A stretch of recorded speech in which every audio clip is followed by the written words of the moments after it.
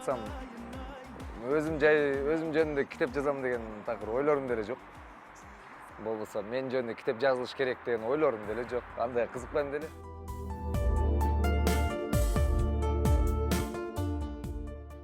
Мага кеңеште эң биринчи сөз ата-энебиз берет. Ата-энемден көп кеңеш алып чоңойгом. Анан бул чыгармачыл дүйнөдө болсо, бул жашоомда көп кеңештерди дагы да болсо биринчи кайталанган кыз мен өзүм эжекем продюсерим болгон. Динара Эсенкуловадан көп кеңештерди алгам. Динара эжем айтып калчу, сен баягы канчалык чымчык асманга учкан сайын жерден келип жем жешти унутпайт депчи. Ошондой болуп мен Динара эжемден баягы мен үйрөнгөм, басендүү бол деген сөз үйрөнгөм да, базендүү бол. Баягы канчалык улук болсоң кичик бол деген сыяктуу нерселер.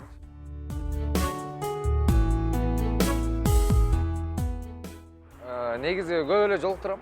Анан бирок ооба, анан өзүмө окшош адамдар жолуктурам.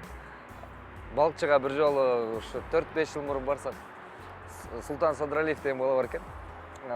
Анын аты башка экен, бирок сөзүнүн баары Султан Садралиев дейт экен. Мага аябай окшош экен өзү. Султан дешип. Анан бирок баары айтышат да окшош деп, бирок жаныңа келгенде негедир окшош болгондой эле сезиле берет да. Анан өзүмө көп сезилди, мындай окшош болгондой эле көрүндү. Бирок ушундай айтып калышат, тойго барсам, концерттерде көп жүрсөм, келишет, мени Султан дешет, сиздин иниңиз, агаңызбы деп ушинтип көп айтышат. Мен сизге окшошмун, сүрөткө түшүп алалычы деп. Бул нерсе да, эме да, жакшы нерсе да.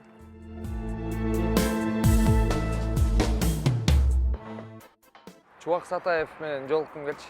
Аябай.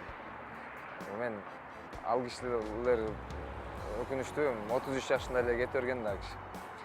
Анан ошо Чубак Сатаев менен көрүшкүм келген. Аябай мындай чыгармачылыгын баалайм. Ырларын абдан сүйүп булгам, ар бирин өзүнүн аткаруусундагы ырларын абдан жакшы көрөм. Кандосумдур дагам, кайгырбачы кандосум деген Чубак ошол атабыздын ыры.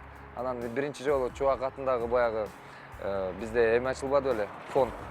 Ошо фондда Чубак атындагы сыйлыкты биринчи мага кайгарышкан. Чубак атындагы сыйлыктын лауреатымын азыр.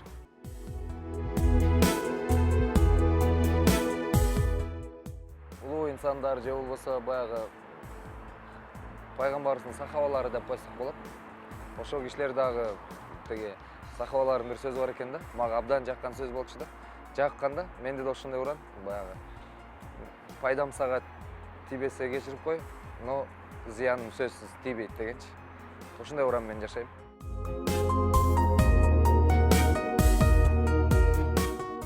Бардыгы жетишип турган үй бүлөдө эми жетишет десе сөзсүз түрдө байып кетиш эмес.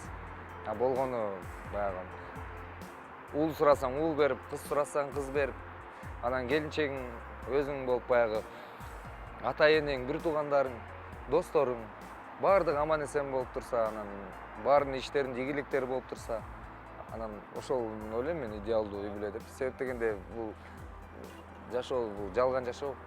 Дайыма эле айтып жүрөм го. Ошолда болгон жыргап, баягы күлүп, көңүл калтырышпай жашаса адамдар бирин-бири менен. Мына ошодон керемет жашоо жок деп ойлойм. Идеалдуу үй бүлө деп ошону элестетем.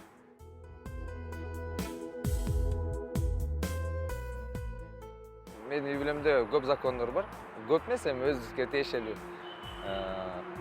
Мисалы, эми балдарым кичинекей да азырчы.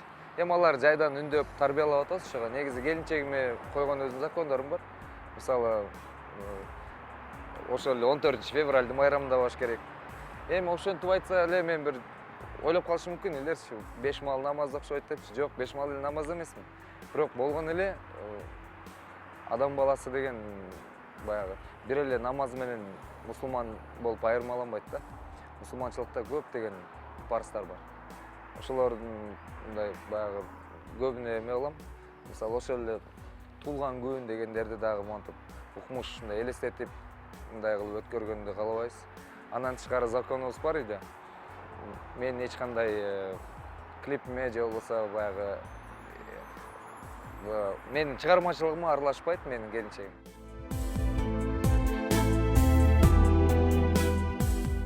Калпты жакшы айтам. Бирок калпты да айтыш керек. Динде да бар бул нерсе. Себеби эки адамды бирин-бири менен жараштырыш үчүн кээде калп айтышат.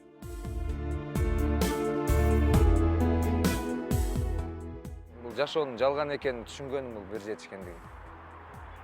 Дагы бир жетишкендигим бул мен үй бүлөм азыркы.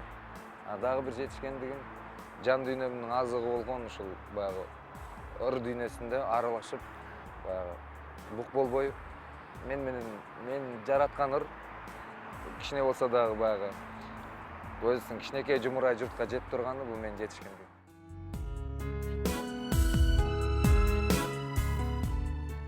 Баягы апам өзү көп ооруп калат кээде. Азыр эми баягы улгайганга байланыштуу ооруп калып, ушудан 2 жыл мурун таш бар деп өттү.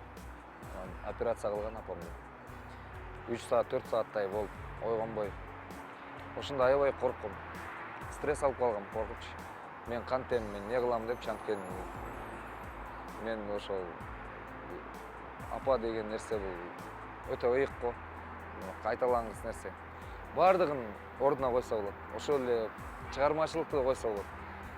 Бир жыл чыкпай студияда жашап ырдасаң, кайра эле өзүң баягындай жагыңа жетип алсаң болот да. Эне деген нерсе ыйык абдан. Мен ошондо аябай стресс алгам.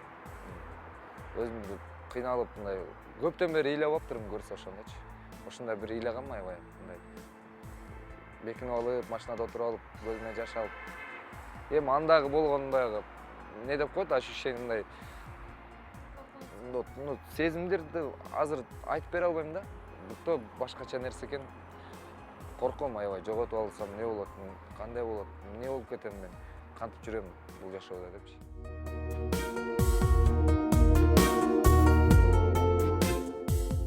Кыздуу болгондо билдим. Кыздуу болгондо түшүндүм аял заттын баркын абдан түшүндүм. Көрсө энемден дагы, келинчегимден дагы сезбеп турмун ушундай барктычы. Кыздуу болдум.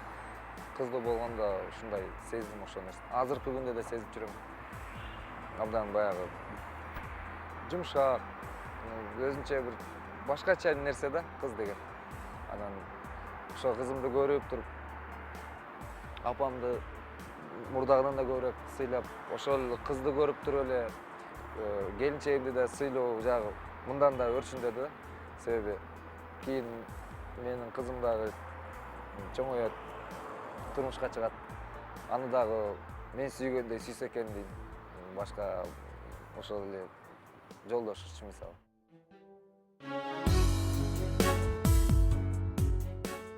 Менин материалдык байлыгым деле жок кыйраган. Бирок ошентсе да эми сөзсүз түрдө кылыш керек мисалы.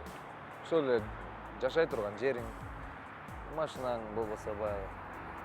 Мен керектүү, үй бүлөгө керектүү нерселер эле болсо болду. Калган нерсе эч нерсеге эле кызыкпайм. Ошол эле болгону ушул кыялым азыр. Эки балама жакшы бир билим берсем, мына ошол да. Баягы байлыкты талаадан эмес, баладан изде деп айтып калат.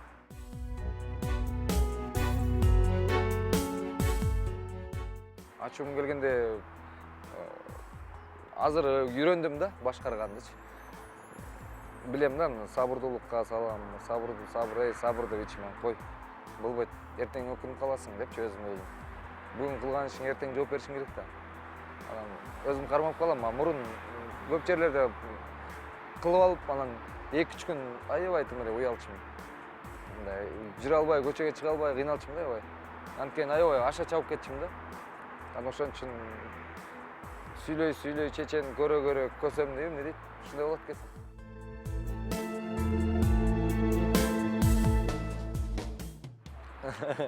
Эми каталар сөз кетет.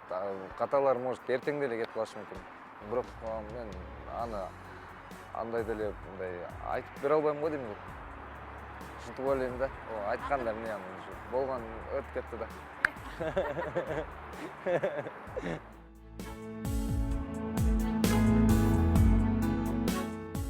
Жаштарга керек деле жок, андай кылбай эле коюш керек, анткени бул бардыгы туура эмес нерсе.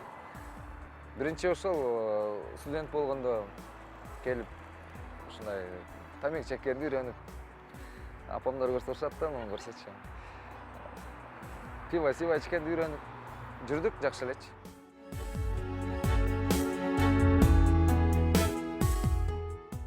чет мамлекетте эс алганды да жактырбайм.